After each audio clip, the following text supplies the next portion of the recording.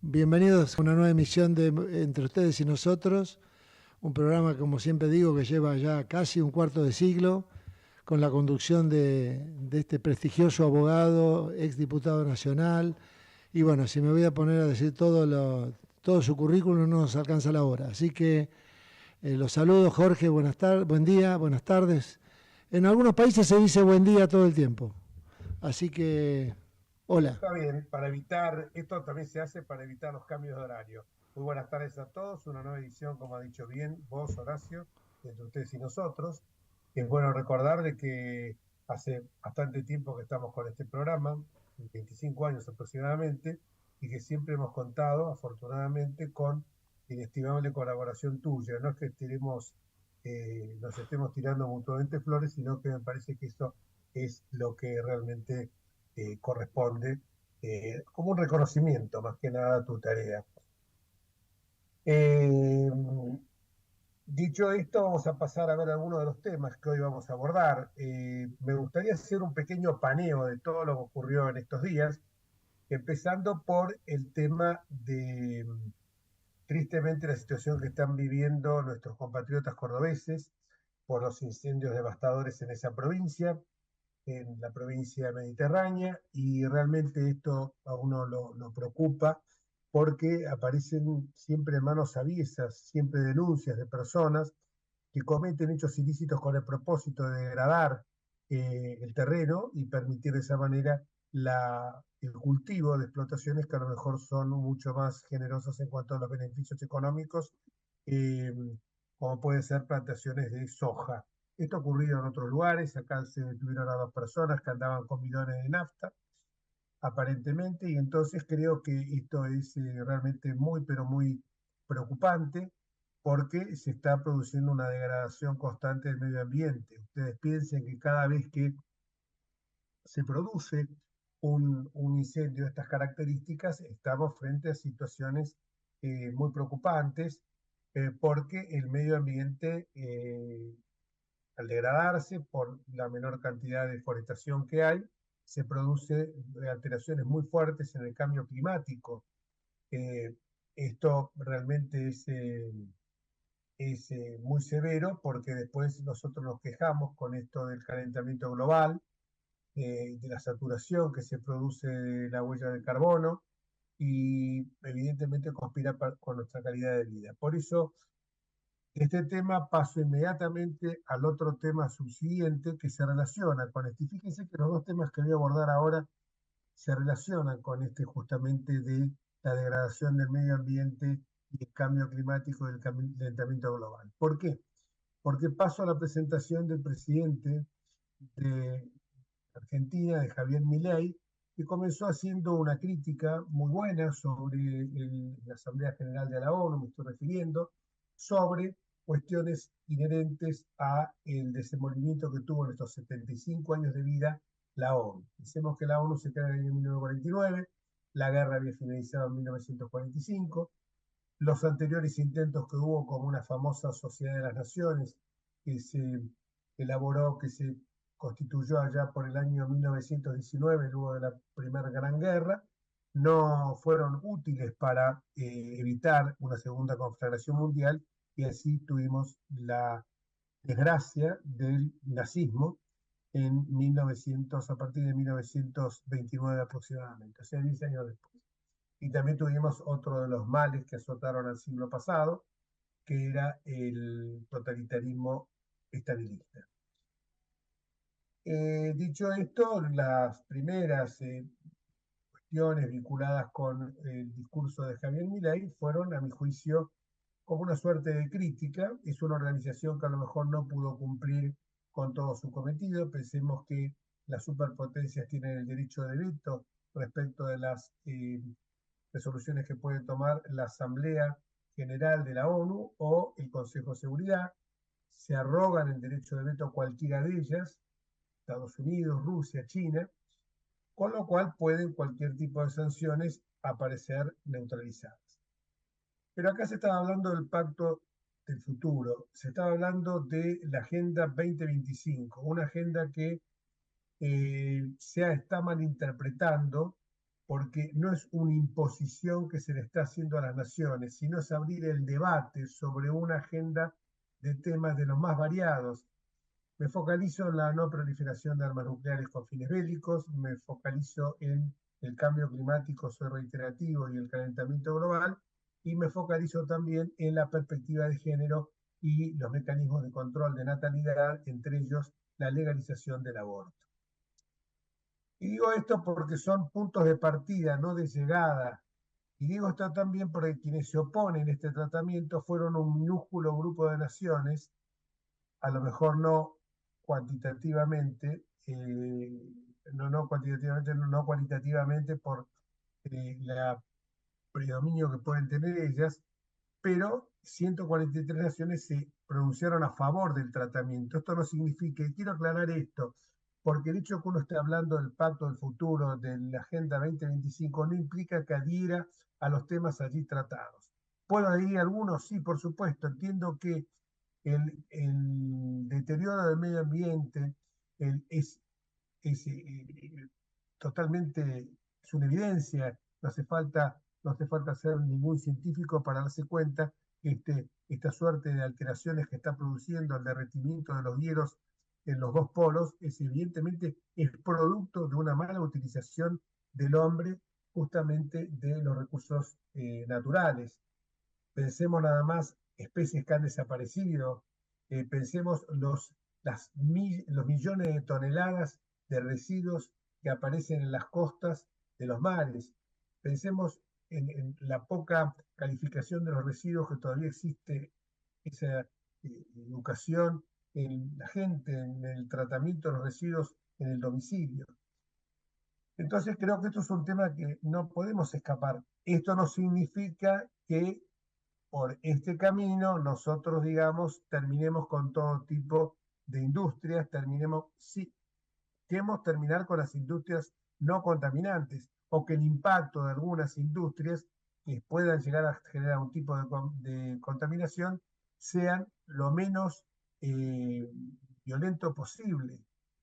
Por ejemplo, acá mismo en la Argentina, en un momento dado, hubo un señor Cabandier que dijo que la Argentina tenía que un disparate, que quemar 20 millones de toneladas, creo que de maíz o de soja, porque esto estaba generando una suerte, un cereal, estaba generando una suerte del deterioro del medio ambiente porque el tratamiento que se le hacía no era adecuado a las normas que impedían la contaminación del carbono. Y después se demostró que esto no era así, que la Argentina cumplía esos estándares. Entonces hay que buscar un equilibrio entre el desarrollo sustentable de las industrias y de toda explotación minera, agrícola, ganadera, geológica, la que fuera, con la preservación del medio ambiente, el desarrollo que sea sustentable. Esto significa que no deteriore el medio ambiente. De ahí a aceptar otras cuestiones, yo estoy en contra de la legalización del aborto, lo he expresado públicamente, he votado en contra estoy en contra asimismo de la denominada perspectiva de género, pero esto no significa que yo pretenda cancelar el debate de estas cuestiones, porque sería lo más antidemocrático, lo más antiliberal posible de cancelar estas discusiones. Las discusiones las he dado, las he perdido, las he ganado y he acatado lo que decía la mayoría de los que votaron en forma diferente a la mía, porque la democracia es saber convivir en la discrepancia, es someternos a reglas de juego donde hay uno que va a finalmente, porque se reduce a una cuestión numérica, va porque somos todos iguales ante la ley, va a obtener una mayoría y otro que tendrá que acatar la decisión de esa mayoría. Esto no significa autoritarismo ni nada. Lo que sí es antiliberal, cancelar cualquier tipo de debate. Dicho esto, me parece que el discurso de Milei atacando a las Naciones Unidas, diciendo que es una burocracia infernal internacional que no sirve para nada, y votar finalmente con los peores chicos de la clase o con el eje del mal, por decirlo en un lenguaje más coloquial, hay un trecho grande. Nos abstuvimos nosotros de votar esto juntamente con, escuchen bien los oyentes, por favor, Rusia, China, Corea del Norte, Azerbaiyán, Bielorrusia, Nicaragua, Venezuela, Guinea Oriental, Haití, El Salvador, Bahamas, pero del otro lado, ¿quiénes eran los que estaban votando a favor, no, no del pacto, pero no de los contenidos, de la aprobación de los contenidos de ese pacto, sino de la posibilidad que los contenidos de ese pacto se discutan? Nada más que eso, abrir la discusión, que es sano, saludable, sobre todo cuando uno no puede renegar del multilateralismo, porque la globalización está entre nosotros y llegó para quedarse. ¿Quiénes se votaron a favor de esto? Estados Unidos, Canadá, Japón, toda Europa, incluido la Hungría de Víctor Orbán, el primer ministro de la Hungría, de la República Magyar, que votó en consonancia con esos países, todos los países de nuestra región, excepto los casos que dije que no son los más saludables y lógicos, como Nicaragua y Venezuela y Haití.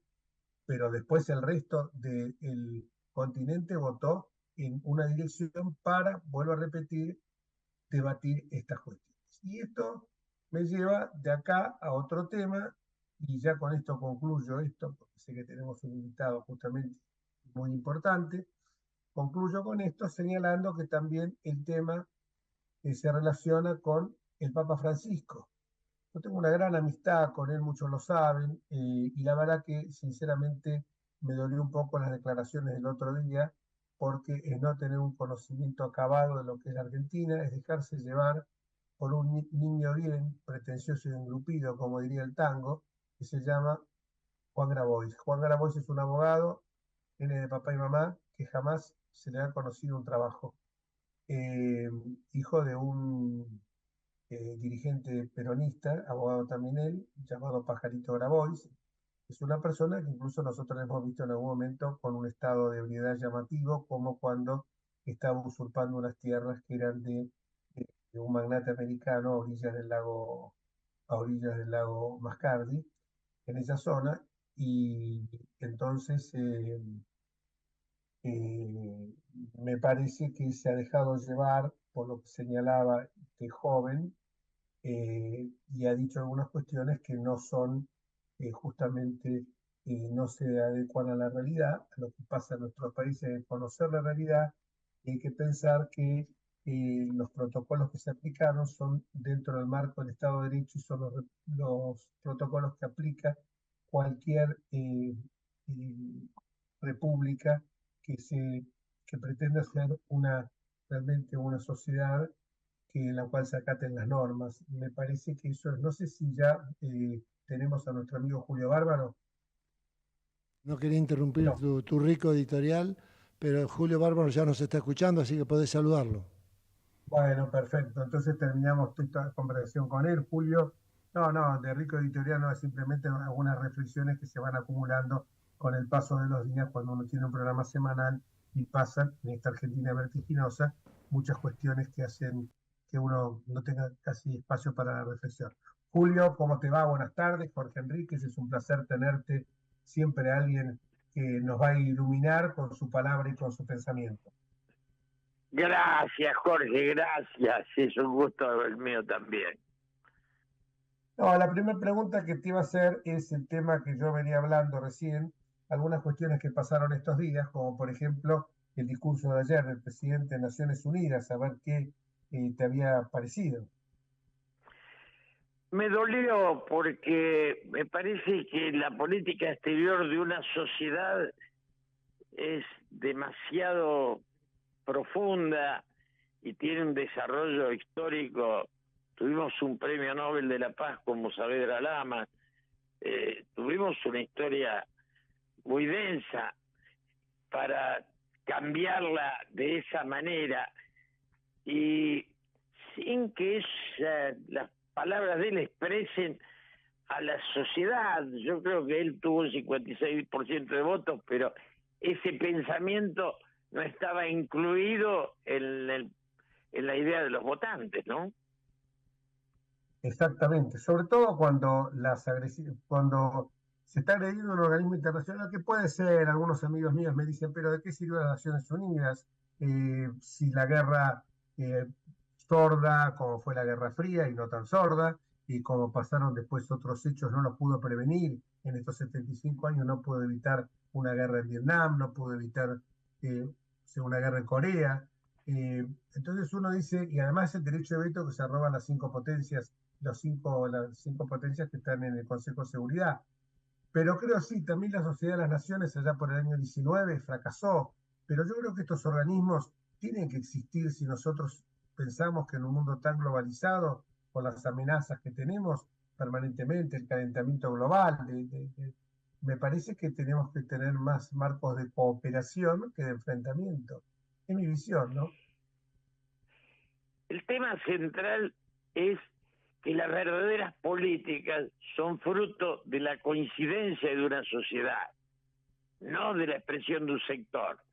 Y esto también soportamos bastante de los kirchneristas, cuando nos llevaban a un diálogo con Venezuela o con Cuba, que no era el que representaba a la totalidad de los argentinos.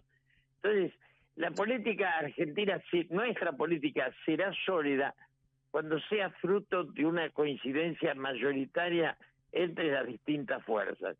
Y eso hoy no se da. Por eso yo insisto tanto en aquel encuentro o abrazo Perón-Balbín, pero también porque se integraban Frondizi, los conservadores, digamos, la posibilidad de ser como es Brasil, que Itamaraty está por encima de Bolsonaro y de Lula. Ambos pelean otras cosas, pero esa política exterior no la cuestionan, ¿no? No, totalmente de acuerdo. Y eso fíjate que después tiene una réplica en el plano interno. Exactamente, tiene una réplica. Pero además, la pregunta que vos y yo nos haríamos es, ¿le sirve a la Argentina como sociedad la posición personal de Milei? Y diríamos no. No, coincido. Ese voto que comparte con Rusia, Irán, Nicaragua, eso es una cosa realmente inadmisible, ¿no?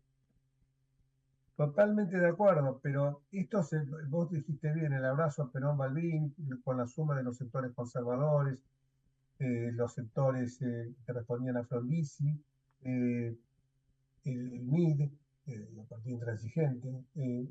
Yo creo que eso es lo que la Argentina tiene que recrear. La grita ha sido muy vigorosa en estos últimos años y yo creo que la grita fue un negocio para las distintas facciones que se enfrentaban políticamente y hoy también es un negocio para Milei porque cada vez que aparece Cristina es como un pugilista que sube al ring y viene a hacer una suerte de sparring. Y entonces yo digo, vamos a estar los cortes y recortes de la historia. En algún momento hay que parar la pelota. Vos en su momento me acuerdo que había un think tank que nos reuníamos con bastante frecuencia, donde estaban Pinedo, que representaba, digamos, a la fuerza de centro derecha, vos que representabas al peronismo, y Rafael Pascual al radicalismo. Y ahí convivían gente de todos los colores políticos en esas famosas comidas, y había una coincidencia, te diría casi unánime, no se puede volver a eso. ¿Cómo podríamos explorar ese camino? ¿Qué ideas podés tener vos sobre eso? Es una actitud. Vos sabés que cuando Menem me nombró secretario de Cultura, fui a ofrecerle a Bioy Casares la dirección de la Biblioteca Nacional. Él no la aceptó, pero le pareció tan importante el gesto que lagrimió. Y cuando asumió Néstor, invité a Tulio Alperindón y Beatriz Arlo a un diálogo. Digo, uno siempre sueña con el encuentro con los que piensan distinto, porque la política en serio es lograr el respeto de los que no piensan como uno. Eso es trascender. Lo otro es ser parte de una secta, ¿no? Claro, porque evidentemente, aparte, cuando uno ve algunas cuestiones, como por ejemplo, cuando el presidente habló el otro día del discurso, de su discurso del presupuesto, a mí me quedó una sensación muy agobiante. No sé vos qué pensás de esto. Lo mismo que vos, yo escribí también eso. El verdadero presupuesto es la convocatoria a la unidad nacional, porque en ese rumbo hay salida, hay solución. Lo otro es imponer un sector cada tanto sobre los demás. Y esto todos sabemos que es coyuntural y cada vez dura menos esa sensación. Para darte un dato, cuando De la Rúa dejó de ser presidente, yo lo invité a almorzar, porque me parecía que era parte de mi vida ese dirigente político. Y creo que estas son las cuestiones que hacen a la convivencia, ¿no? Totalmente. Uno después ve que algunas, eh, eh, que esto realmente no es liberalismo, porque las mejores tradiciones del liberalismo de ninguna manera se oponen. Uno lee a Adam Smith, uno lee a Juan Bautista Alberdi, digo, por tomar dos ejemplos, uno de los padres del liberalismo, como fue Adam Smith, o en el orden nuestro, en el orden local, Juan Bautista Alberdi. Uno se pregunta a veces, cuando escucha esto, dice, el verdadero liberalismo es la igualdad de oportunidades. Lo que acá se pretende es una anarquía, una destrucción del Estado. Y un Estado eficiente, con sus funciones esenciales, tiene que existir. Eso es absolutamente así. Y además, hoy los estados son cada vez más fuertes. Lo es Estados Unidos, lo es China, lo es Rusia, lo es la Unión Europea. Digamos, no existe la disolución del Estado, solo sirve para que los grandes grupos económicos se impongan sobre las culturas y no peleen, no luchen por la integración de la sociedad. Una sociedad es rica cuando integra a todos sus habitantes, no cuando sus grandes ricos lo son. Exactamente. Se está ensuciando así de esta manera el pensamiento de Alberdi. Se está ensuciando porque parecería que en el sagrado dogma de la oferta y la demanda, para el aprovechamiento de los más poderosos, y esto no estoy hablando porque cuando uno dice estas cuestiones y habla de la justicia social, parece que enseguida te ponen el sello de zurdo, kirchnerista, y la vez pasada leí un artículo que se refería justamente a que la justicia social, uno de los creadores de la escuela austríaca, hablaba que la justicia social no como un fin, sino como el camino a recorrer para dar igualdad de oportunidades a todos, era absolutamente necesario y que ello no se oponía a las mejores tradiciones del liberalismo. Por eso uno, este liberal que tenemos hoy en el gobierno, libertario, mejor dicho, en muchas cosas no lo entiende. Tiene más de anarquismo que de liberalismo, porque la verdadera libertad está basada en el respeto al pensamiento distinto, al diferente.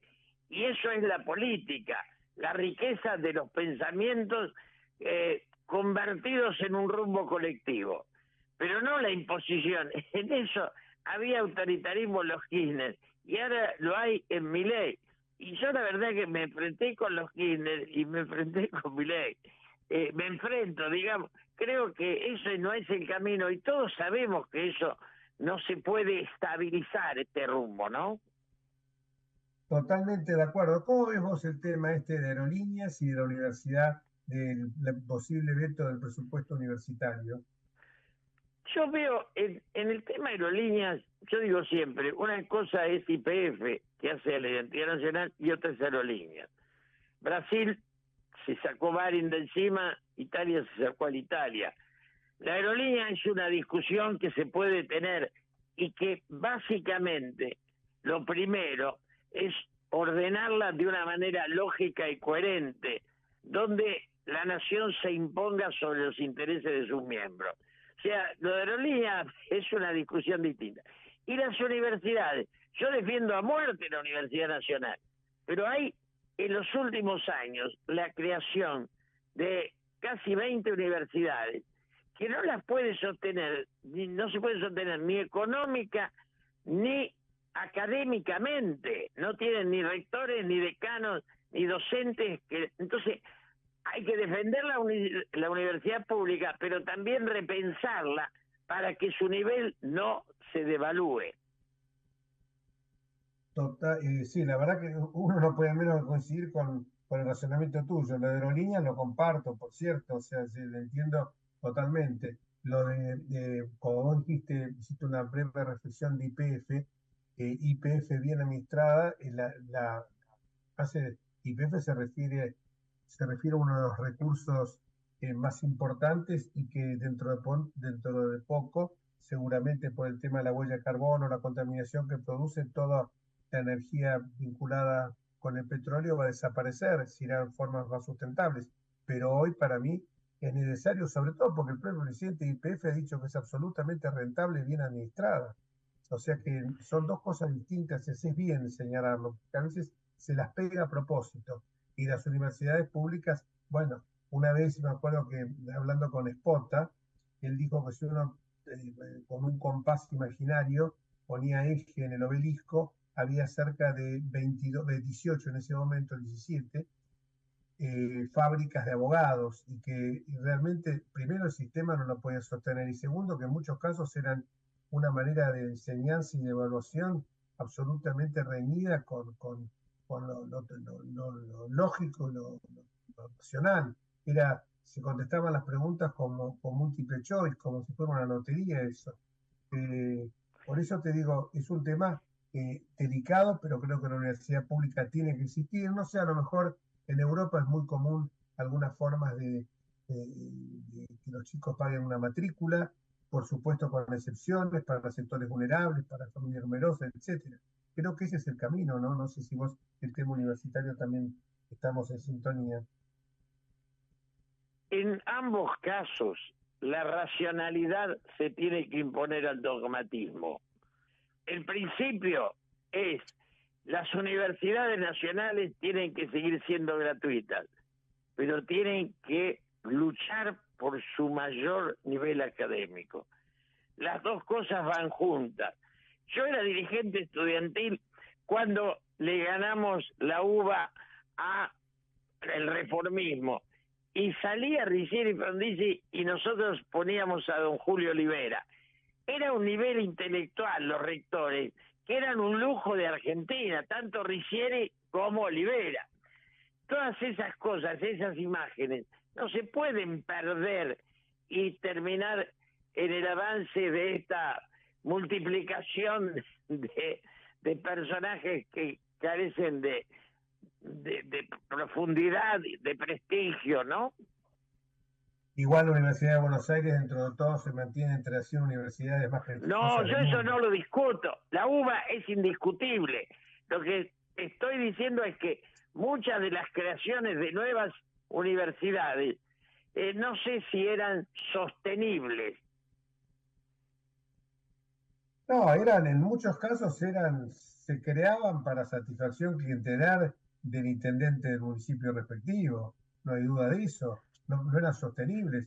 No sé, a lo mejor se da que uno es grande, como vos somos dos tipos grandes, pero uno recuerda lo que era el hospital de clínicas, era un hospital escuela, donde yo me acuerdo que médicos desconocidos se peleaban por tener una residencia en el hospital de clínicas y médicos que eran jefes de cátedra, que era para ellos, te lo ponían en el recetario, jefe de la primera cátedra de cirugía, lo que sea. Hoy se perdió todo eso, lamentablemente, ¿no?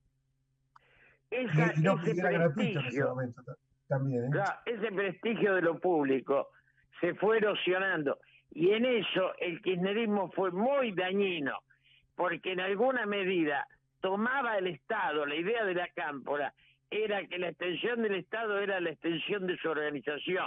Y eso es irracional y es dañino.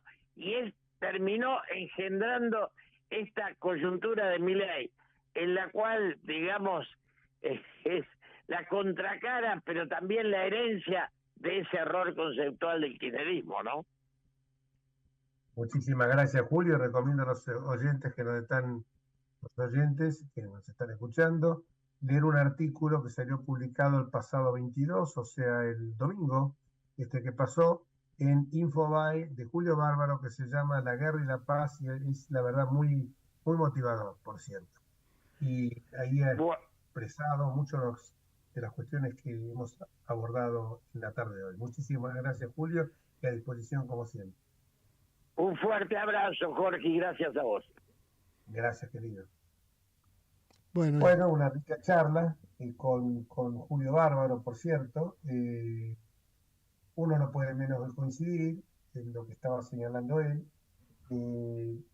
Puede tener diferencias en algún aspecto, pero uno habla y 90% de las cosas está totalmente de acuerdo con lo que señala este pensador, porque es un pensador realmente. Y vamos a una pausa. Creo que ya es la hora de la pausa, ¿no? correcto, Jorge.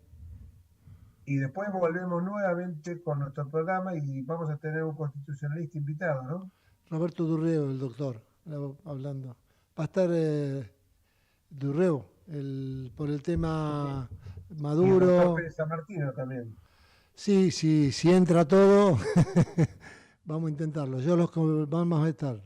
Ahí sí el que doctor Rodríguez va al final, ¿no? Sí, todo esto ocurre en los próximos 20 minutos, así que con corte incluido. Vamos a la corte.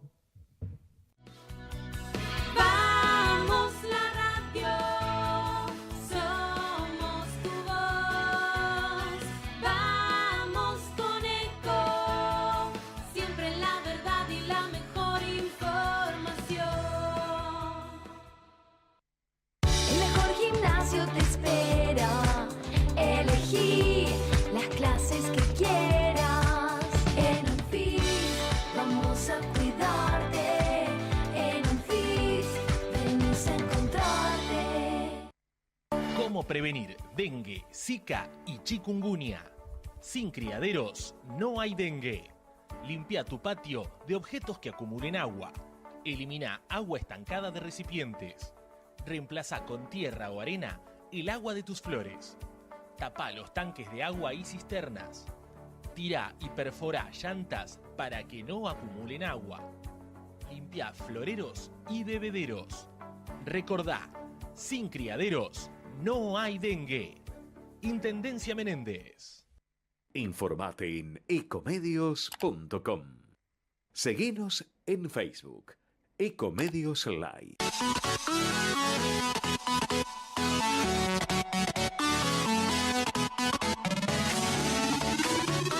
Escribanos en tu ciudad. Nuestro consejo es prevenir problemas. Colegio de Escribanos de la Ciudad de Buenos Aires. Consejo Federal del Notariado Argentino. El Colegio Profesional Inmobiliario auspicia este programa. Colegio Profesional Inmobiliario, cada vez más profesionales. ¿Conocéis los planes de salud de Andar, la obra social de los viajantes vendedores? Planes para empleados en relación de dependencia, monotributistas y particulares. Solicita un asesor comercial al 0810-345-0184.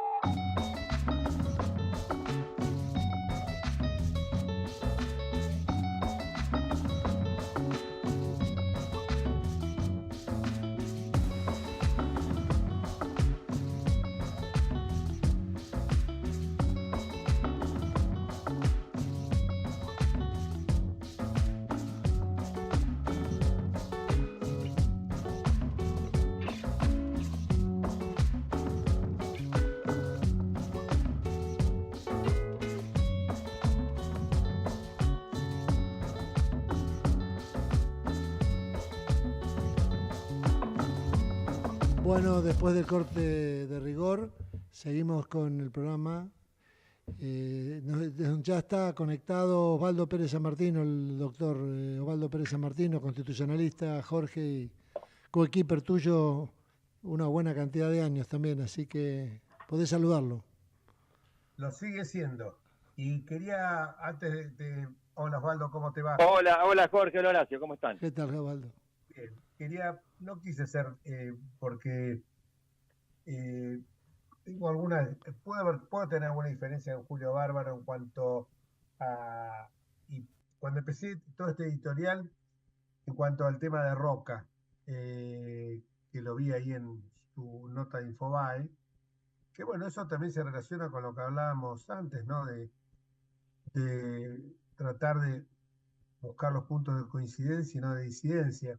Cuando yo empecé este editorial de hoy, que fue bastante extenso, por cierto, estábamos hablando del tema vinculado con los incendios de Córdoba, la mano aviesa a lo mejor de alguien que hizo con propósitos de beneficio económico quemar esos lugares, deforestarlos para plantar a lo mejor algún tipo de cultivo más generoso en cuanto a su rendimiento.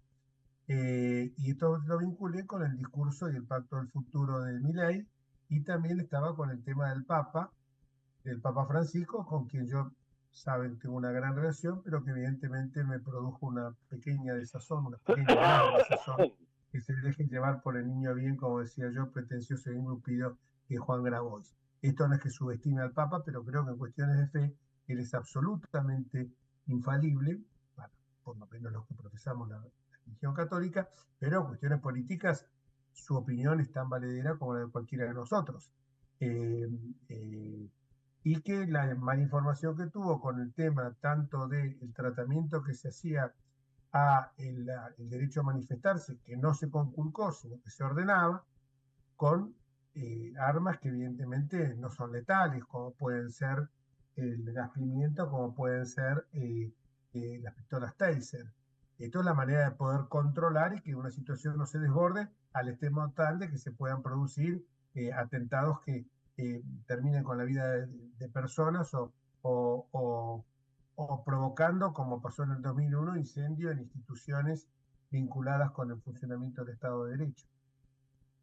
Entonces esto me dio bastante tristeza por ese tema, y por el otro tema, que eso de que gastó más en gas pimienta que en justicia social, y dijo, tómenlo en cuenta. Esas cuestiones me parece que son peligrosas, cuanto menos, porque uno lo que tiene que tratar en una sociedad como esta, siempre tan erizada, siempre tan epidérmica, tan sensible a cualquier tipo de manifestación, en uno u otro sentido, puede generar situaciones de violencia. Y por último también estaba el otro tema, el tema vinculado con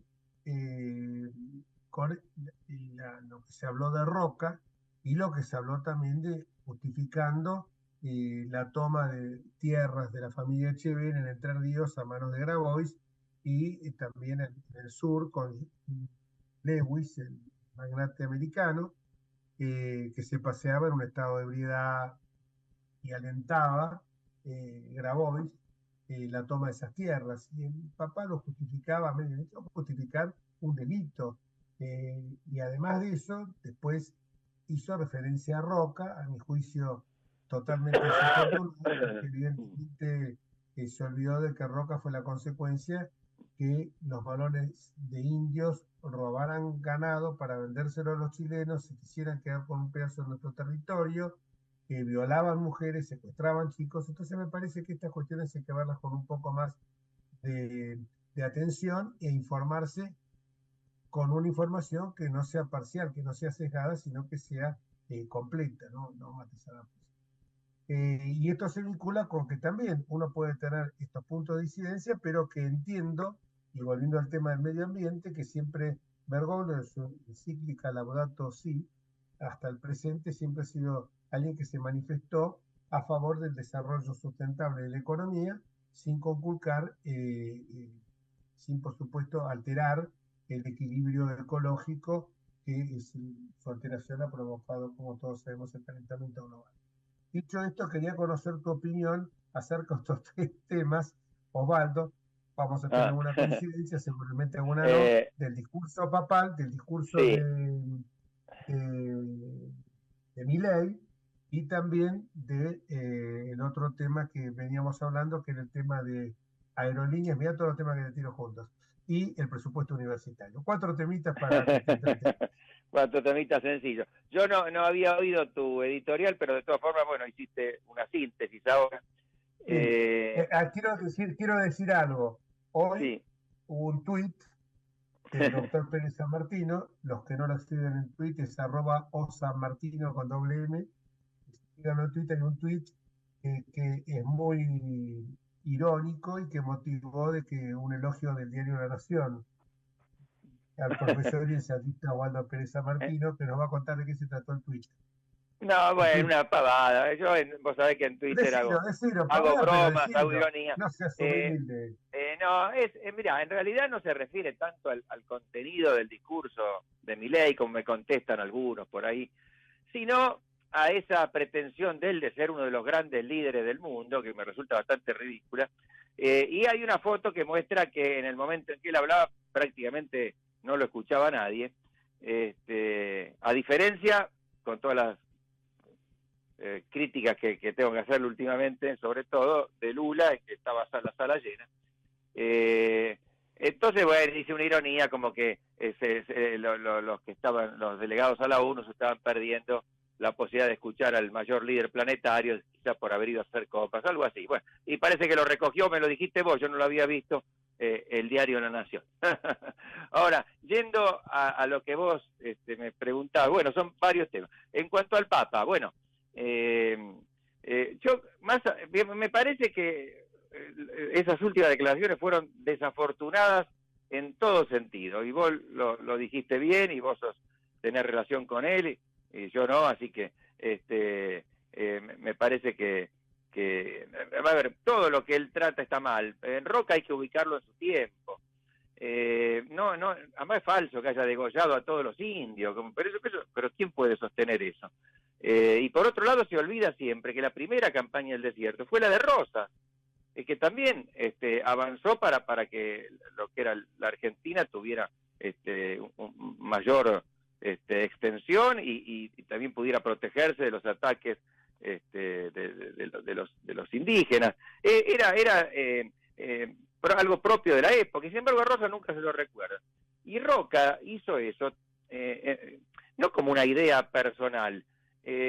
No había nadie en ese momento de la dirigencia argentina que cuestionara esa necesidad. Hoy lo vemos con ojos tal vez del siglo XXI y podemos decir que se podría haber hecho quizá de otra forma. Bueno, hoy son otros cánones, pero en el siglo XIX no estaba puesto en discusión eso, y nadie pone en discusión tampoco la importancia histórica de Roca como consolidador, como alguien que consolidó el Estado Nacional, que terminó con un ciclo de gran inestabilidad, que logró afirmar al gobierno nacional en todo el territorio, que logró que se cumpliera la ley, y que, bueno, consolidó también un ciclo que se llama de la Organización Nacional, que fue de gran progreso, no solo material, sino también educativo, cultural, para la gente. Ahí llega la gran inmigración, etcétera, etcétera. Así que eso no significa que no haya tenido puntos que podemos criticarle, pero esa impugnación genérica es bastante ingenua. No creo que el Papa sea ingenuo, pero más allá de eso, él tiene una concepción, me parece, política y económica que yo no comparto para nada, vinculada a cierto populismo, a cierta idea anticapitalista. Ahora, él puede tener la idea que quiera, pero me parece que siendo Papa, sobre todo, que es, además de su liderazgo espiritual, jefe de un Estado, que es el Estado Vaticano, debe ser muy, muy cauteloso en esas expresiones. Se solía decir entre quienes lo defendían que no, como el Papa va a estar ocupándose de la Argentina con todos los problemas que tiene en el mundo. Y esto demuestra lo que a mí siempre me pareció, que se ocupa mucho de la Argentina. La Argentina hacía mucho política y sigue haciéndola, desde el Vaticano, y eso es para mí lo más cuestionable. Tendría, digamos, yo creo que es una persona que inteligente y que sigue teniendo plena lucidez, y por lo tanto eso me resulta todavía más reprochable, porque él tiene que saber las consecuencias de sus dichos. Ahora, ¿qué otra cosa me preguntas? Bueno, sobre el discurso. Claro, terminemos con este tema porque te quiero aclarar una cosa. Sí. Que lo comparto totalmente, porque esto que se dice no tiene tiempo de ocuparse en Argentina, no lo dijo para Argentina. En este caso, porque yo al principio te voy a decir, para defenderlo, pensé igual que vos, pensé igual que mucha gente. No, bueno, no se quiso referir a Argentina, pero después ya cuando se habla de Roca, se está refiriendo a Argentina. Cuando se habla del gas pimienta, que le han traído algo que se tiraron, ya se refiere a Argentina. Y por último, hay algo que soslayamos, el caso de la coima, que se está refiriendo a un hecho de coima que parece que ocurrió en Río Turbio. Entonces, y lo que más lastima, ¿sabes qué es?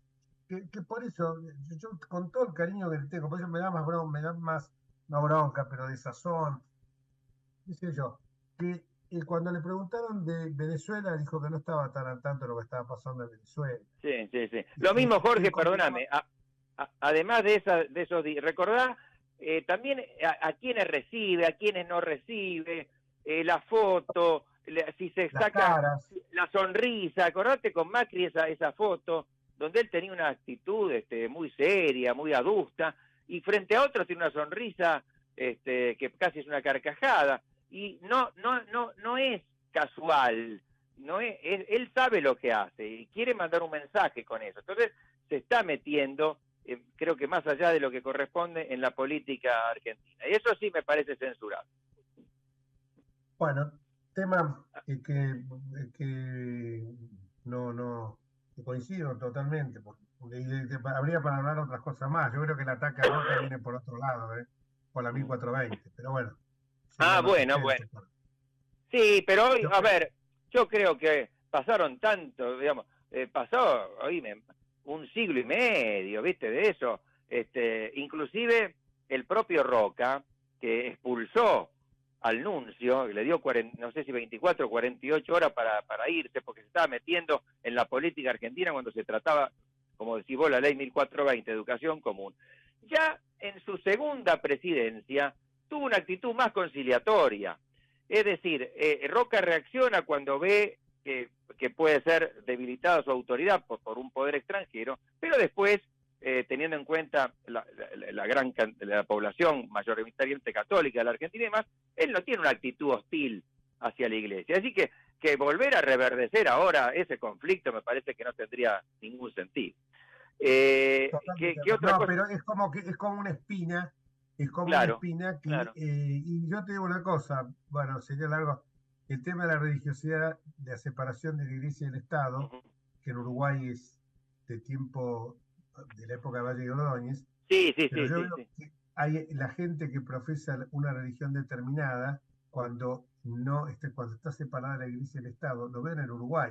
La gente me dice, no, vos no, bueno, yo veo, voy muy seguido al Uruguay, y la religiosidad que tienen en el Uruguay es tanto o más grande que la que se tiene en la Argentina. Está separado totalmente. Y más que en Uruguay, que te puedo dar el caso de los Estados Unidos. Exactamente. En Estados Unidos, de acuerdo a la primera enmienda de la Constitución, no se puede establecer ninguna religión oficial. Pero eso no es algo hostil a la religión, sino que deriva del hecho de que el origen de los Estados Unidos es que llegan, sobre todo muchos puritanos, perseguidos por cuestiones religiosas en Europa. Entonces, ellos lo que no querían es que ninguna religión pudiera perseguir a las otras, de que todas pudieran tener libertad para desarrollar su culto, y ese es el sentido de no establecer ninguna religión oficial. Pero ellos en su vida privada suelen ser bastante religiosos, así que no es un laicismo antirreligioso. Y generosos con el sostenimiento de su culto, porque claro, pero privado, forma privada, claro, cada uno lo sostiene el culto que profesa. Claro. Pasemos al otro tema, el veto universitario, el veto al presupuesto. Mirá, el veto, como lo hablábamos el otro día, es una facultad constitucional. Lo que pasa es que me parece que no puede un gobierno vetar sistemáticamente la ley del Congreso, ¿no? Porque la función primaria de legislar es del Congreso. Porque el gobierno se ha hecho delegar montones de facultades, a través de la ley base, por ejemplo, mediante las que de alguna forma legisla por decretos delegados. Y después, en lo demás, cuando no le gusta, veta. Entonces estamos en una situación de desequilibrio institucional. Yo no sé los números exactos, pero ahí quizá podrías hablar con gente de la universidad que los conoce, pero me parece que hay un serio desfinanciamiento de la universidad y que este proyecto, esta ley, tiende a mejorar eso, digamos, podemos tener muchas críticas a la UBA y otras universidades públicas en muchos aspectos y podemos proponer montones de mejoras. Yo inclusive, te voy a ser sincero, nunca estuve de acuerdo con la gratuidad absoluta. Yo creo que los que tenemos la posibilidad de pagar algo debemos hacerlo, y eso es por razones de equidad social, y el que no tiene, a ese hay que ayudarlo, hay que darle becas y demás. Así que a mí no me van a correr con, eso. Así, pero en casi todos los países, Jorge, en casi todos los países. Sí. Pero a ver, eso es un tema aparte que hay que debatirlo. Ahora, mientras tanto, no se puede privar arbitrariamente a la universidad de los recursos mínimos que necesita, porque no es solo es la parte educativa, hay muchísima gente que se educa ahí, tiene hospitales, en fin, es una institución muy importante que presta servicios esenciales. Entonces, me parece que ahí hay que evitar cualquier actitud prepotente, pero bueno, lógicamente, si el presidente veta, habrá que ver ahora si reúne el Congreso las mayorías de 2/3 de los presidentes de Cámara para insistir, bueno, y si no, tendrá que discutirse eso después cuando se trate el presupuesto. Así que bueno, mucho más no puedo decirte sobre eso. No mucho más, Osvaldo, no estamos pidiendo números que yo tampoco los tengo, pero sí. Uno de los temas que se cuestiona es la auditoría, que no se ha hecho auditoría. Si hay algo, pues yo siempre digo una cosa: si hay algo que está mal, corrigimos lo que está mal, pero no... Claro. Se cometen delitos, entonces deroguemos el Código Penal, que no necesitamos el Código Penal. ¿Sabes lo que pasa? Yo lo veo por Twitter, por ejemplo, hay toda una campaña contra la UBA. Entonces resulta que aparece por ejemplo, la facultad que suele ser de ciencias exactas, que dicen disparate, a veces el consejo directivo, o algún profesor que dice tal cosa, y de ese caso particular hacen una regla general.